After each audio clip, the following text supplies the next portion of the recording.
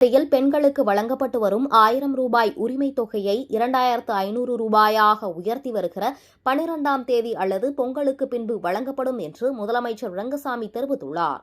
புதுச்சேரி அரசு பொதுப்பணித்துறை வளர்ச்சிக்கான பிரெஞ்ச் முகமை திட்டத்தின் கீழ் வில்லியனூர் பரசுராமபுரத்தில் 59 கோடியே 86 லட்சம் ரூபாய் மதிப்பீட்டில் 20 லட்சம் லிட்டர் கொள்ளளவு கொண்ட மேல்நிலை மற்றும் கீழ்நிலை நீர்த்தேக்க தொட்டியுடன் கூடிய கூட்டு குடிநீர் திட்டம் அமைக்கும் பணிக்கான பூமி பூஜை நிகழ்வு எதிர்க்கட்சித் தலைவர் சிவா தலைமையில் நடைபெற்றது.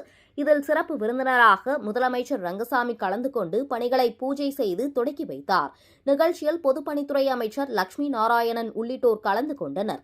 பின்னர் செய்தியாளர்களிடம் பேசிய முதலமைச்சர் ரங்கசாமி, மக்கள் தேவையை அறிந்து வழங்க முடிவு செய்யப்பட்டுள்ளதாகவும், பொங்கலுக்கு முன்பாகவோ அல்லது பொங்கலுக்கு பின்பாகவோ வழங்கப்படும் என்றும், ஏற்கனவே மகளிருக்கு வழங்கப்பட்டு வரும் 1000 உரிமைத் தொகையை அரசு அறிவித்தபடி 2500 உயர்த்தி ஜனவரி 12ஆம் தேதி அல்லது பொங்கலுக்கு பிறகு வழங்கப்படும் என்று தெரிவித்தார்.